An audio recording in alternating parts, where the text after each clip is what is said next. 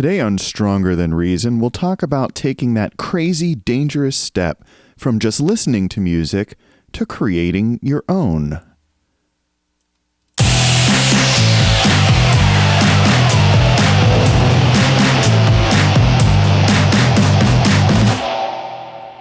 Welcome to Stronger Than Reason. So, you might notice that this is the 40th episode, and as such, I'm going to celebrate by doing something a little different.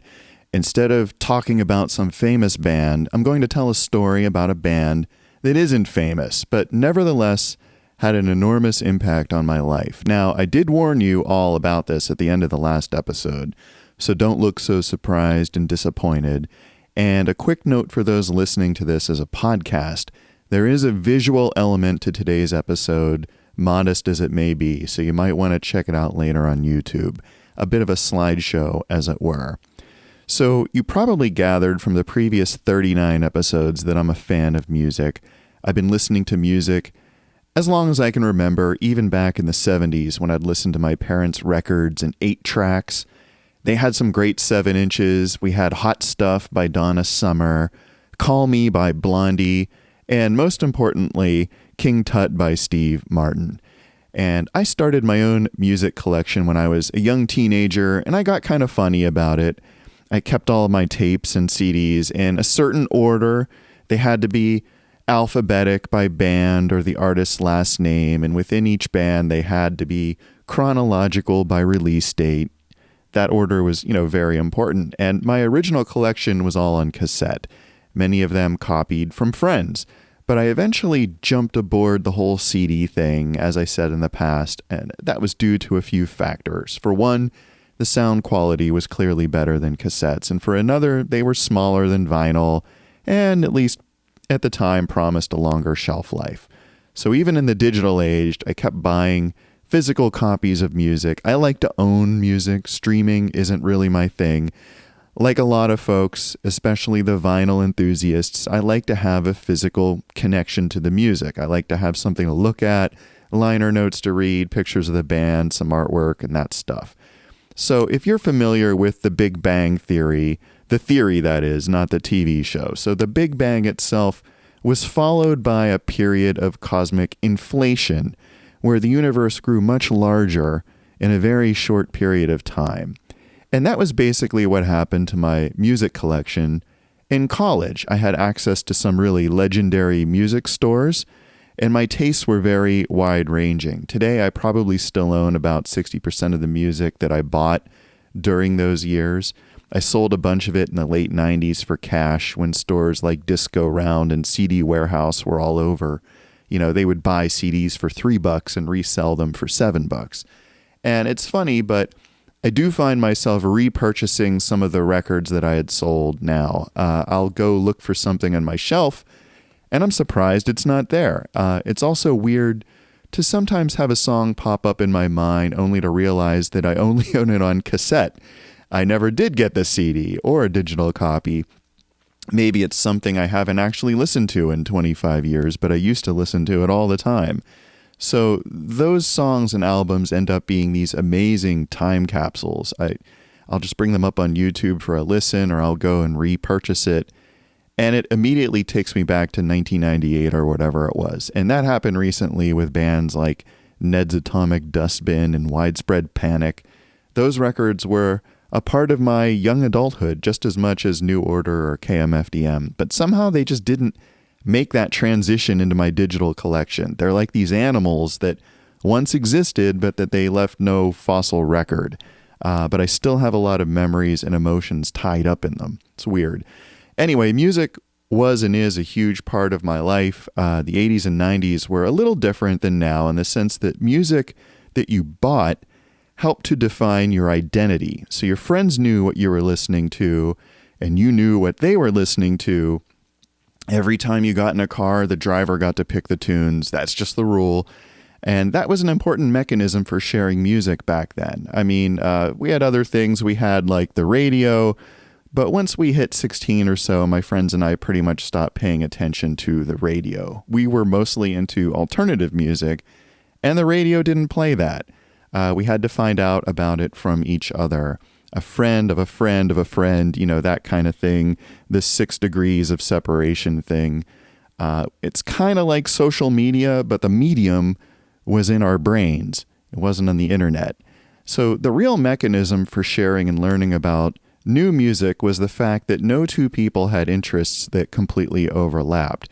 So there was always a bit that one person was into that the other person just didn't know about. So when two people got together, there was always an opportunity to share interests here in the middle, but also to learn something new. Now, I'm going to mention a lot of my friends in this episode, but I will say right now that I'm not using real names. I need to protect the innocent and the not so innocent. Some of them do listen to this podcast, and I don't want any libel suits. So in the band that we had at the time, we used clever pseudonyms, and that's what I'll use here. So anyway, as an example of how we shared music, I would go over to my friend Eric 6655321's house and bum around his room. I'd play his Game Boy. He'd put on some Front 242. Now, maybe I'd never heard Front 242, so he would turn me on to it. And other times I'd get into my friend Robby's car and he'd plug in a Dead Kennedys tape. I didn't have any Dead Kennedys in my collection, but that's how I got into them. And to this day, listening to Jello Biafra takes me back to driving all around the state with Robby. Another friend of ours was really into just straight up rock and roll. So driving with him would always involve Van Halen or Aerosmith. It was just a completely different vibe.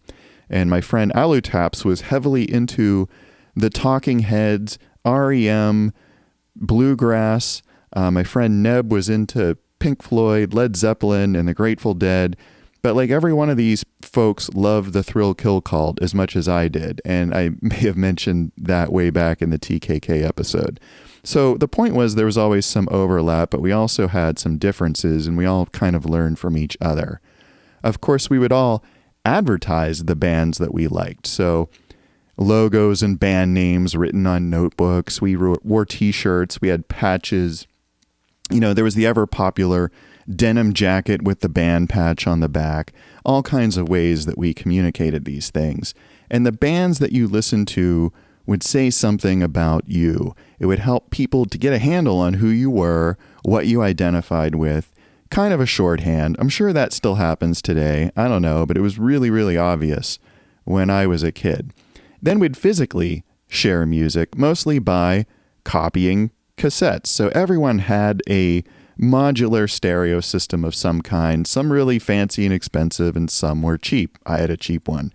They would generally have like a turntable, CD player, a dual cassette deck, AM/FM receiver, that kind of thing. So whatever you happen to go buy, like an LP, CD, or cassette, you could always copy it to a cassette using your dual cassette decks, and you could share it with your friend. So we would copy entire albums, of course, but we would also make mixtapes. I don't know that such a thing really exists anymore, at least in the personal sense, where you create a playlist just for a specific individual. I know that there are playlists on Spotify and all that, but I'm not quite sure that those work the same way. I have a feeling that mixtapes are probably a lost art, and I know a lot has been said about them over the years. Books have been written, movies have been made. Go read or watch Nick Hornby's High Fidelity, for example. I know Ad Rock has a whole chapter about mixtapes in the Beastie Boys book. There was an art to it, so you would use the songs on a mixtape to convey a specific message. Band selection mattered, the song selection mattered, the sequencing mattered. Sometimes you'd plug in a mic and do some voiceover in between songs, but the songs were just part of it because you also had the packaging. So blank cassettes would always come with a J card of some kind, and it would have lines on it so you could list out your songs. But how you filled it in mattered. The lettering, the colors, the design. You'd color it all in somehow. And, there was a DIY aspect to the mixtapes. Sometimes we'd cut out words or pictures from magazines. We'd paste up a collage. I got one mixtape from a friend where the cover was literally a label from a can of black beans, which was just brilliant because in my tape collection, it was immediately recognizable. So clearly, my friends and I were heavily into music, yet few of us played music. So one day my friend Double Six bought a bass guitar. And that really blew me away because I had never actually seen a bass before. I didn't really even know what a bass guitar was until one day in middle school when I suddenly wondered out loud what Paul McCartney played in the Beatles. And another friend looked at me like I had three heads and he's like, bass, duh. And I was like, what's a bass? And I never really saw one or thought about it until I saw Double Sixes, and it was cool. It was like an electric guitar, but bigger, and it had only 4 strings, but the strings were really thick, and it sounded awesome. And I had to wonder, what prompted him to even buy this? Because it was a thought that had never even crossed my mind. I mean, Double Six was one of those guys who was always thinking a few steps ahead. I think that's still true. But the fact that he had a bass will figure into this story a little later. And I had another friend, Jimmy, who had an electric guitar, but I don't think he had any idea how to play it. And how do I know this? Well, for one thing, he tuned it so that every string played the same note. Now, I didn't know anything about guitars at the time, but that seemed kind of fishy to me. I was pretty sure guitars weren't normally tuned that way, but I will say that it made it easy to play Stigmata. He had one of those little Gorilla amps that had the onboard distortion, so that was my first real experience playing an electric guitar, and it was a lot of fun. It was just fun to make that much noise. I had a few other friends that had some kind of consumer electronics type instruments. So Shelly had an old Yamaha PSR 16. You know, it was one of those big old keyboards from the 80s that had the tinny little drum machine and a bunch of pre-programmed rhythms and a bunch of sounds that all kind of sounded like buzzing, even if it was called flute or, you know, piano or whatever. And they all pretty much sounded like crap. This thing had no MIDI or anything like that.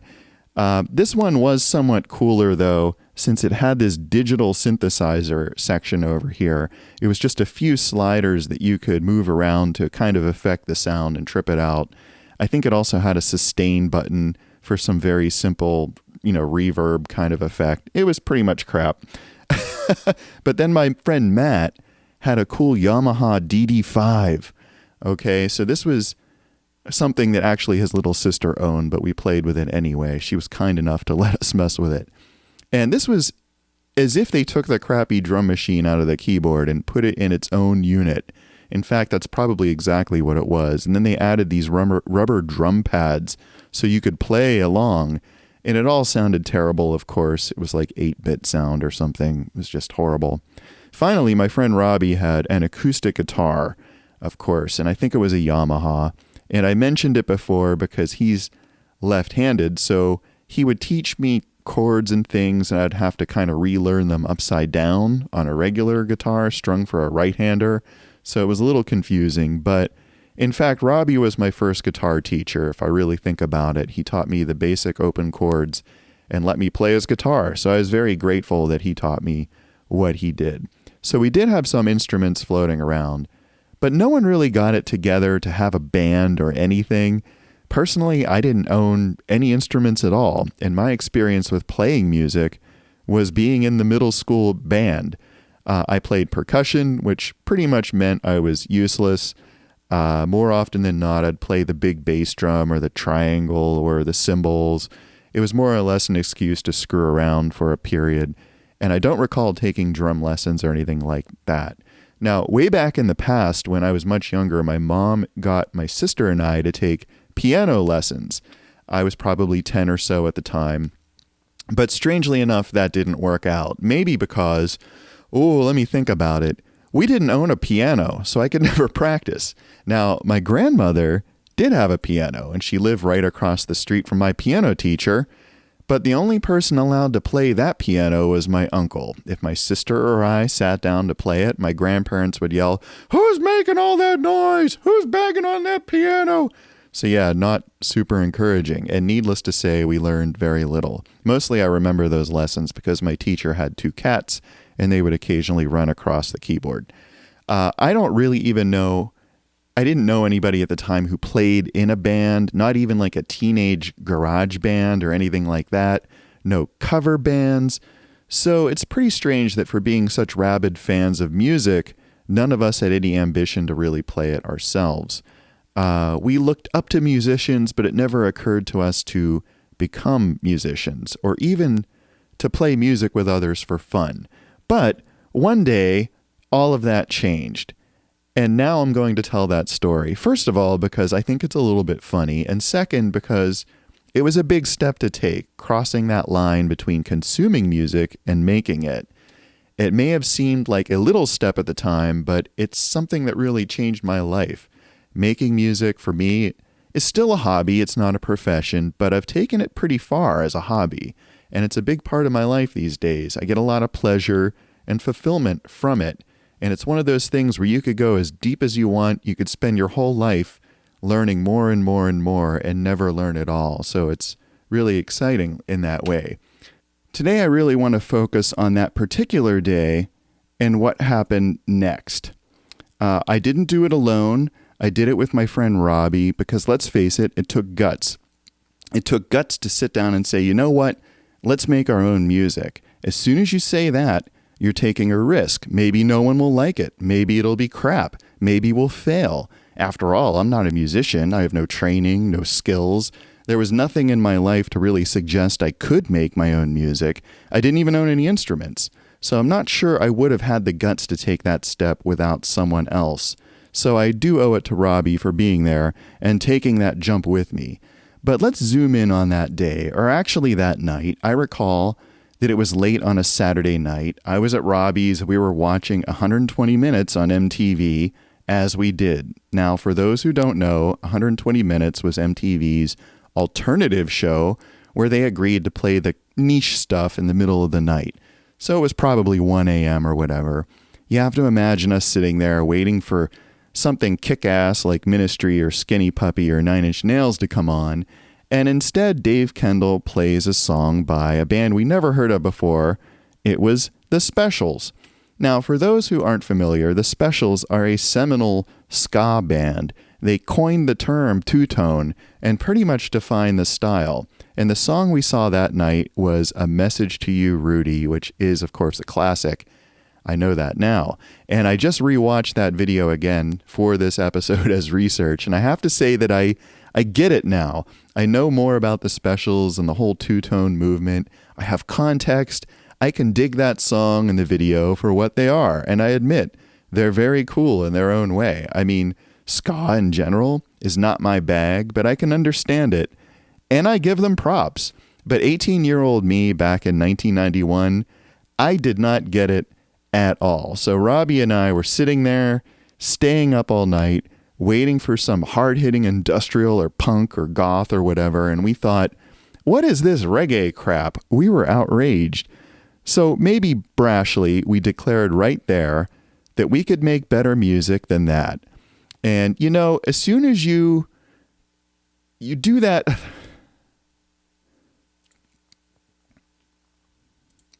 you know, as you do when you're a kid, it's all bluster. And we thought it was hilarious. It was a joke. It was our way of putting one over on The Specials. We figured any music that we would create would surely suck. But if it were better than The Specials, then The Specials would really suck.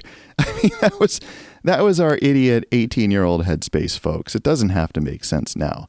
It was really just a bit of self-deprecating humor. It was really nothing personal against The Specials. But I don't remember which of us actually stated that idea first. It was either Robby or me, but it didn't matter. Whoever said it, said it. The other one busted out laughing, and then we both started laughing, realizing how absurd it would be. So maybe Robby can correct me, but my memory of the next day or so was this. I went home that night. I came back to his house the next day. We went into his basement, and we got to work. The first step was picking a band name. We brainstormed for a while because a band name, it has to convey something about your band. And again, our attitude was that we were going to be the worst band ever, so bad that it would only be a band in the loosest sense of the word.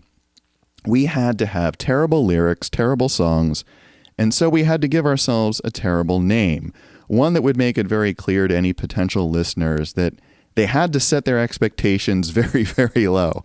So the ironic thing is that we were so serious about being not serious about it. After all, We were going about this very methodically with notebooks and pencils. It was like a real project, but it had to be stupid and fun and completely disposable.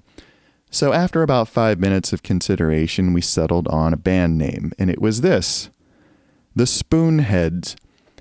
That was maybe the dumbest name we could think of, short of maybe the Forkheads.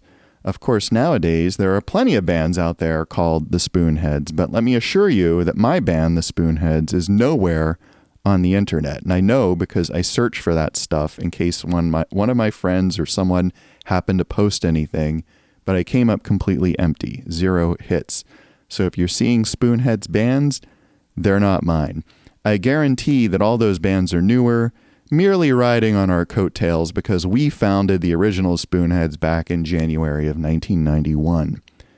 So by the time our band had run its course, a few people had heard about it, but only a fraction of those folks had ever really heard us. I don't think many people ended up with our recordings, definitely not enough to put them online or do anything with them. To that point, I'm going to change all that. In this episode, I'll share for the first time on the interwebs an original Spoonheads recording. And I think I have to do that, if only to give you the full flavor of what happened at that time in our lives. And maybe to prove that it wasn't just a story I'm making up. And also to put you, the listener, in the room, so to speak. Maybe to communicate something of what it was like for a bunch of novice musicians to write, perform, and record an original song in one take. Because whatever else this project was, I can tell you that the moments of actually playing the songs were really magical. Anytime a group performs a song live, it's magical. Those are moments that could never really happen again in quite the same way. They're special, and to hear a song performed live for the first time, it's more so. It's like a birth in some ways, and it still stuns me somewhat that I was able to be a part of that I contributed to that magic just by deciding that I wanted to do it. That's all it took. We didn't have to take lessons. We didn't have to get signed or anything like that. We just did it. And that speaks to the DIY aspect of what we were doing. Remember, a lot of the DIY attitude came from punk. And the idea was, you want to be a musician? Great. Just do it. Whether you're good or not is meaningless. Art is art. As Frank Zappa said, anyone can be a composer. All you have to do is declare a beginning and an end to your performance. And the stuff in between, that's for you to decorate. You have to decorate moments of time. That's it. That's what a composer does. And whether it's good or not is for other people to decide. And everyone gets to decide for themselves. It's a subjective thing. It's not an objective thing.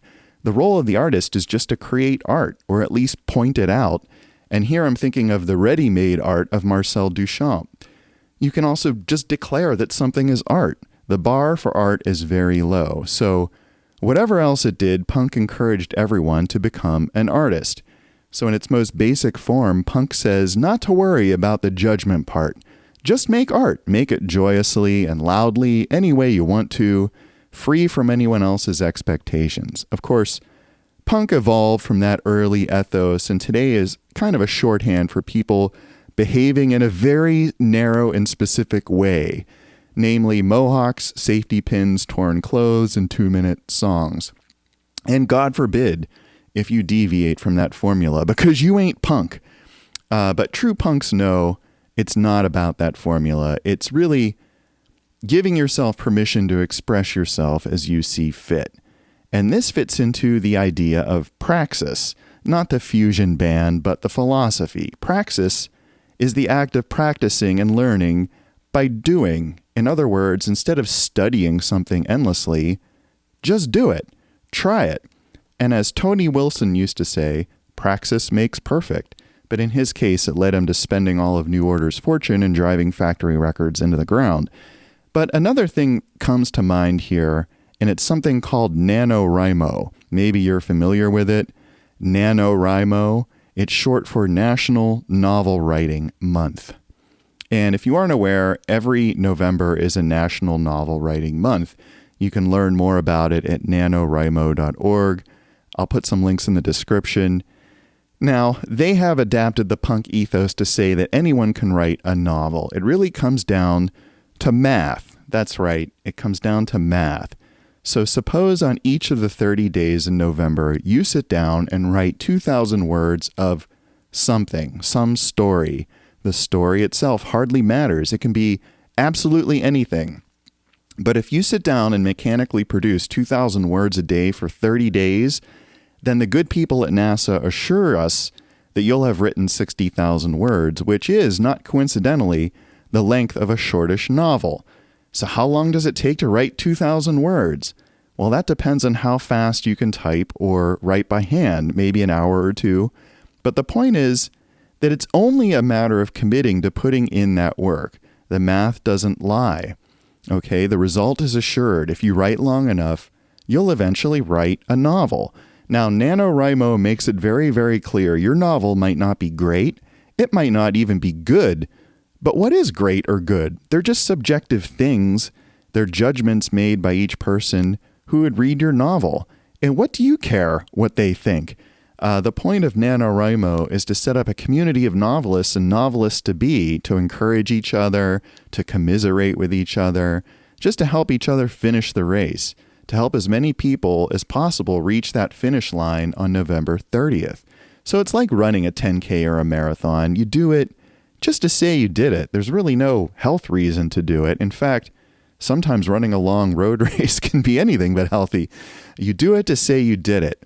And this is a good time to mention this because November 1st is about a month away as I speak, and maybe this will encourage some listeners to try to write that novel they've always kind of thought about.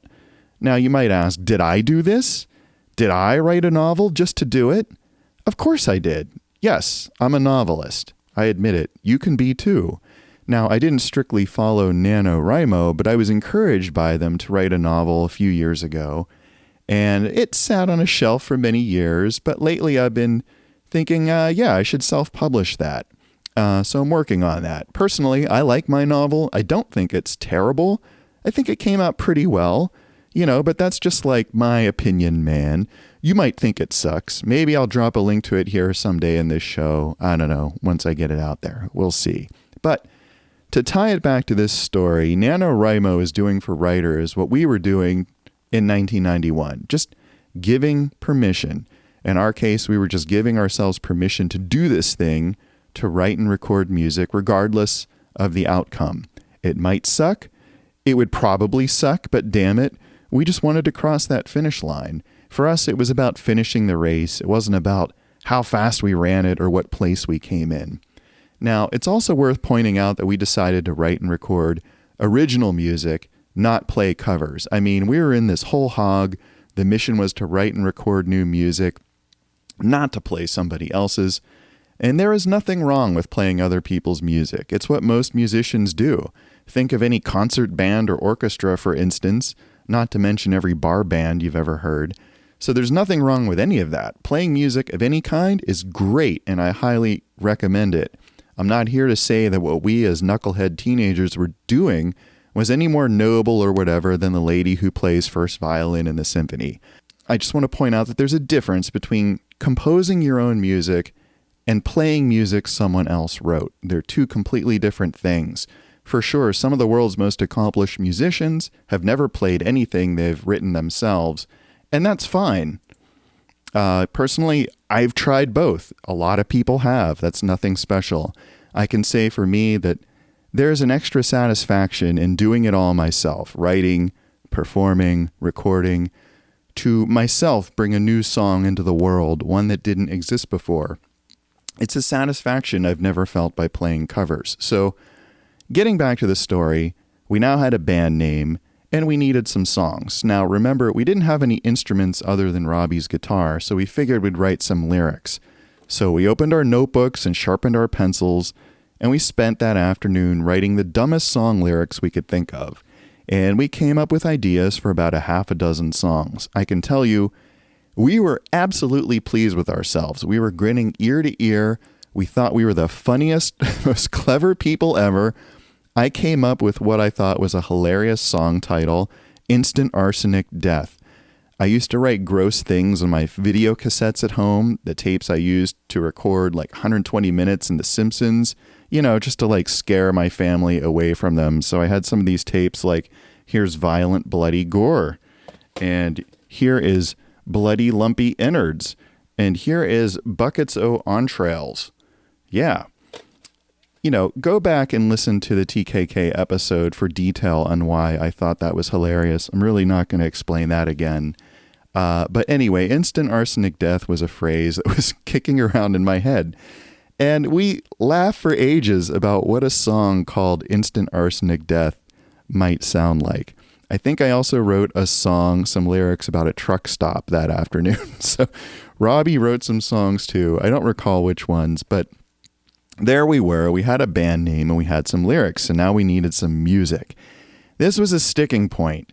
Since we only had a guitar, Robby at least knew how to play a half dozen open chords. But what was I going to play? Coincidentally, around this time, our friend Double Six was going on vacation for the week, and he asked me to house sit for him. That involved feeding his dog, watering the plants, and just keeping an eye on the place. So I'd go over there once a day or so and play with the dog, And if you recall, I said earlier that Double Six had a bass guitar and an amp. Well, he also had a pretty cool synthesizer, a real synthesizer. In fact, it was a Yamaha DX100.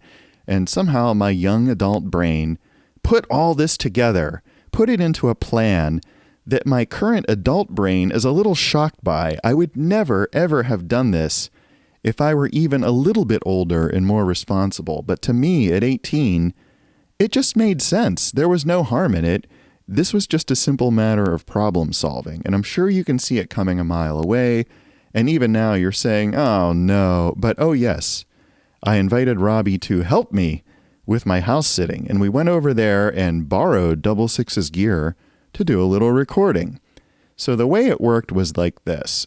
We had borrowed Matt's little sister's drum machine, so we put it in the room along with my trusty Toshiba boombox.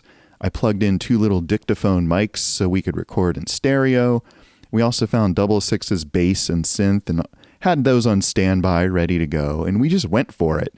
And after 2 days or so of this, we'd recorded not only 6 versions of what became Instant Arsenic Death, which I'll admit is something of a novelty tune, but we also recorded a handful of other things that sounded more and more like actual songs. Some even had verses and choruses, and we were very, very pleased with ourselves. The music was just as bad and silly and hilarious as we imagined it would be, much to the chagrin of the specials, I'm sure, and we really put them in their place. But a funny thing happened. We ended up recording the last song twice because we didn't think the first take was good enough. So already some sense of craft and maybe pride was sneaking into things. We were trying to do a good job. We were starting to have standards, as low as they may have been, but they were there. They were creeping in. But to be sure, these were very primitive recordings. In the middle of one song, you can actually hear Robby's wristwatch alarm go off, and he curses and shuts it off. It's pretty funny. And I'm pretty sure our friend Neb was present for the first session to give credit or blame where it's due. The strange thing is, I don't think we even told him we'd be over at Double Six's. I think his fun radar just was pinging, and he followed it there, kind of like a homing pigeon.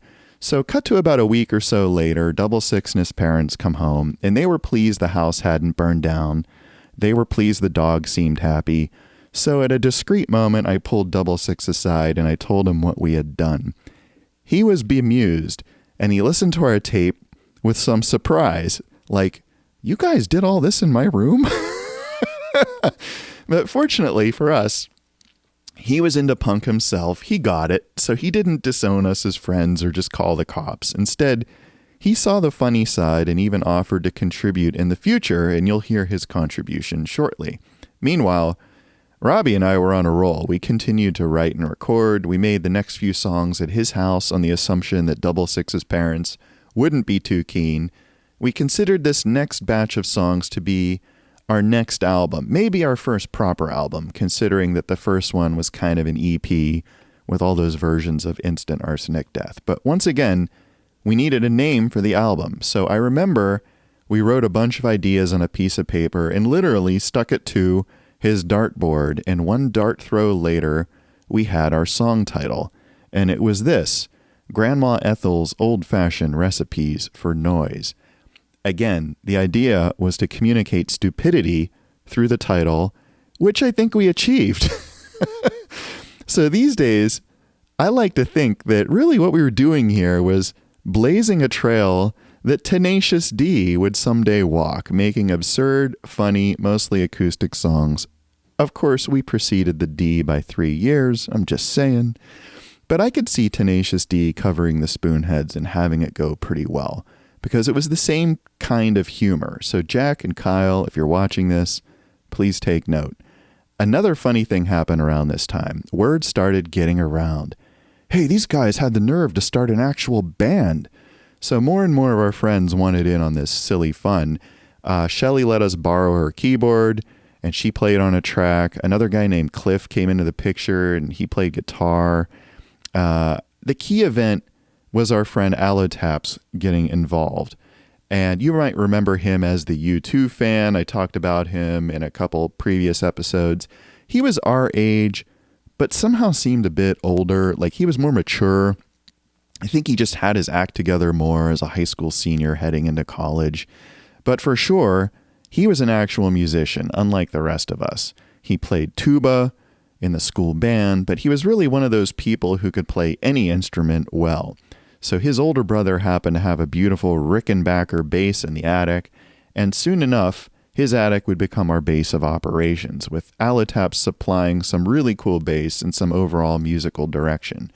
Now, around this time, I remember him playing a 12-bar blues jam, and I was just astounded. I had no idea what 12-bar blues even was, or what that term was, though I had heard that pattern in music a million times. And whatever it was he was doing, to me, sounded like a real song. And that was my first inkling that most pop music followed just a handful of patterns, and you didn't have to know many of them to be able to play most anything. So we were really impressed by that, and we figured clearly this was the guy who was going to take us to the next level.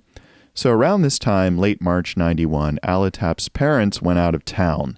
And like proper nerds, instead of having a big kegger, we decided to have a big jam session. So we set up all this stuff in his living room, and we recorded a new song. So the lineup that day was Robby on vocals, Alutaps on bass, Double Six on his synth, and me on the stupid Yamaha drum machine banging away. This is the song I'm going to play for you now. Its internet debut. Now, a couple funny things about this recording. For one, the drums sound absolutely terrible, completely artificial, and I practically ruin the whole song when the drum machine is too slow in the beginning. For another, it strikes me that it is an actual song. There are verses, choruses, and a cool lead in the middle. And if you listen really closely during the lead, you can even hear the phone ring in the other room. Finally, I just want to give props to Robby, who I gotta say really could sing very well. He was in our high school musicals after all, but the guy has real talent. And Double Six played a pretty cool keyboard solo for a guy who I don't think ever played keyboard before for reals. So props to those guys for bringing it in. I'm actually really proud of this song. Again, it's in the spirit of a band like Tenacious D. The lyrics are really silly, and I admit I wrote them one night at the kitchen table while I should have been doing my calc homework, and I refused to tell my mom why I was laughing so hard. Well, here you go, Mom. Listen away. This song is called Granite Pants, and I think the words speak for themselves. So without further ado, here's Granite Pants.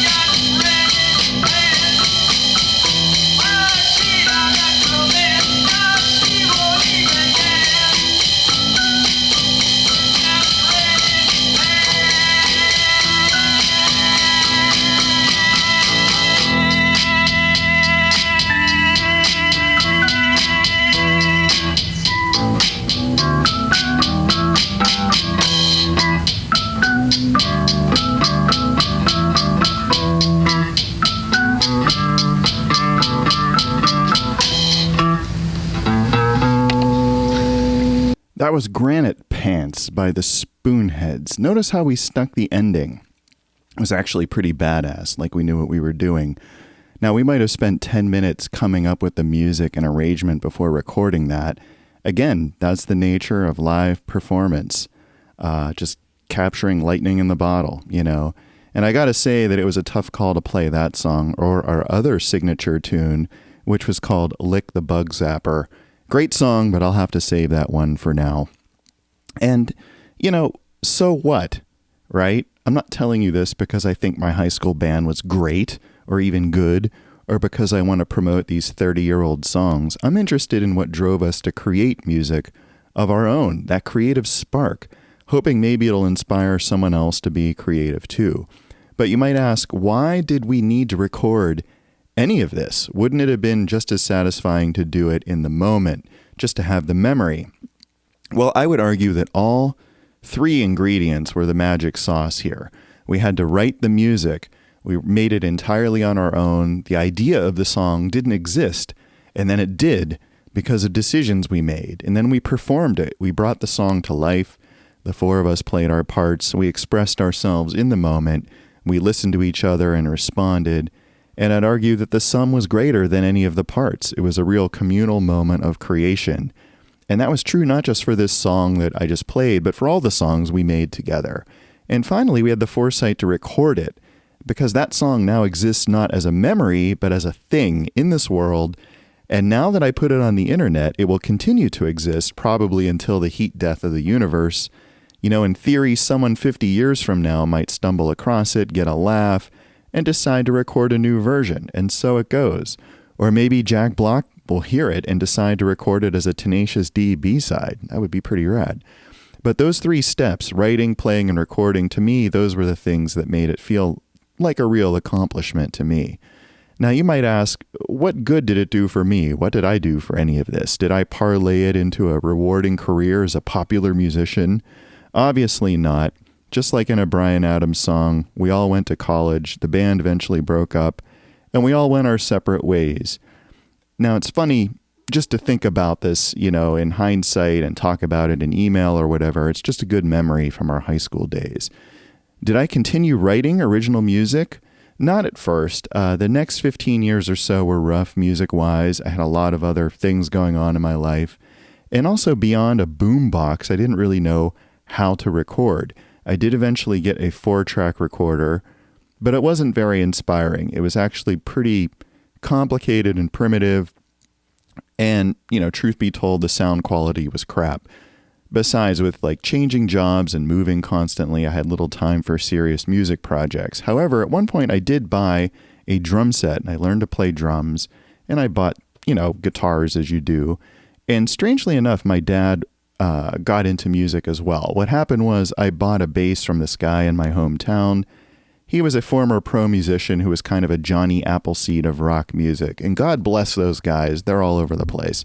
But he would invite people to his place to learn guitar and kind of jam out and get comfortable with the instrument. And I used to play bass with him and a few other guys.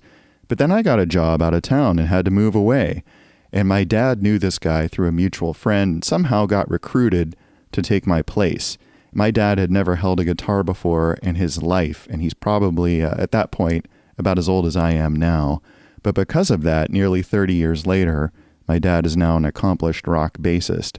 And it's not something either of us expected, but it's something we were able to share over the years. And my dad and I actually played in a cover band together in 97 and 98. I played drums, he played bass, we were the rhythm section. One of the cooler experiences in my life. I was in a few other cover bands after that too, strictly these sort of where you play every few months and do an occasional backyard barbecue kind of thing, nothing serious, but I missed writing music. And two things happened soon after to bring that back for me. One was that I got a laptop in 2006, and that may not sound like much, but it's what prompted me to revisit digital audio workstation software. And it turns out it had come a long way since the old days of running Cakewalk on DOS. So I got into a product called Fruity Loops, and I started making my own music again. It was pretty primitive stuff, but I was fascinated by how the internet provided these end-to-end services for amateur musicians. And soon enough, I had my own website and was hawking my CDs on CD Baby, pretending to be a pro, and it was kind of fun for a while.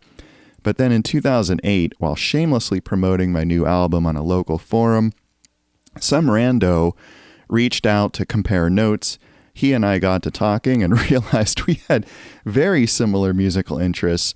We were about the same age, and we lived about a mile apart, and he's been one of my best friends for over 15 years now. So cheers, and a shout out to T-Bone, my partner in crime. We started a project in 2008 that's still going strong today, 7 albums later, with more on the way. And by the way, these days, he and I only use Ableton Live. I gave up on Fruity Loops a long time ago, but that is a story for another day if I ever get around to making a part 2.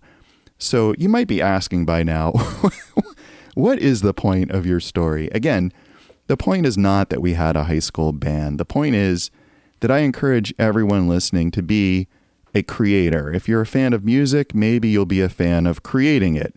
Maybe you have a guitar laying around but never bothered learning how to play. I'm here to tell you that it doesn't matter. You can create real music without being classically trained. Don't let that stop you. All you need to play rock is a handful of chord shapes. As you can obviously tell from the song I just played, we didn't even have that. But as a wise guy once said, it can't be that hard. Look at the people who do it. It ain't rocket science. Creating really comes down to an effort of will. Most of the battle is just having the gall and the discipline to actually try it, regardless of the outcome. To not endlessly second guess yourself while you're doing it, or tell yourself you're not good enough, there's no point in trying. And if you're holding back because you're waiting for someone to give you permission, then allow me. I give you permission. Go create your music or your art, however you want to do it. Record your song, write your book, paint, draw, or make a podcast. Hell, I have a podcast, and if I can do it, so can you. And get your stuff out there. Don't let it just sit in your closet like my dumb book. I'm going to get my book out there. Get your stuff out there. Someone out there might dig whatever it is. They might really like your unique perspective that you bring. And I'll tell you, it's never been easier to express yourself to thousands of people. Learn a little bit of technology and you're off and running. And don't worry about if it's good or not. Some people might love it, some might not, but that's a decision every person makes individually. And at the end of the day, it's just like their opinion, man. And also don't worry about monetizing. I think despite what you hear, not a lot of people are monetizing things online. It just seems like everyone is because the ones who did it get a lot of press. It's kind of like lottery winners. Just keep in mind that, too, that a lot of folks who do monetize tend to sell their souls in some way. They're really selling off their privacy or their safety or their integrity, or they're really treating it as what it is, a full-time job, sometimes putting in tremendous hours, a lot of work, writing and editing, that kind of stuff. All the while, in the back of their head, they're knowing they're a flash in the pan and that they won't be able to sustain an audience indefinitely. So not everybody's going to make a career of it, and that's okay. They don't have to. You shouldn't have to do everything for money. If you're creating because you love to create, that's a reward in itself. And who knows, if you do put your stuff out there, you might get lucky. Someone might want to pay you for it, and there's nothing wrong with that either. But you'll never know what will happen unless you do it and get it out there in the first place. And that takes guts, because not everyone wants to make themselves vulnerable to criticism or to risk failing or dealing with whatever scary outcome they can dream up. But I know you've got guts, or you wouldn't have been able to stand listening to me for this long. So I'm going to put a pin in it there. Hopefully I've encouraged you with this story. If there's a moral, it's this. Some people never see themselves as artists, but the truth is, we all are, and you are too. It's just a question of whether you're willing to express it. So create something, get it out there, and don't worry too much about what other people think. Believe me, that positive attitude is the only reason this show has reached 40 episodes. You're listening to Stronger Than Reason, episode 40, either on YouTube or as an Apple or Spotify podcast. If you enjoyed this, please give me a shout. Let me know you're out there. As always, I thank you for listening, and until next time, stay strong.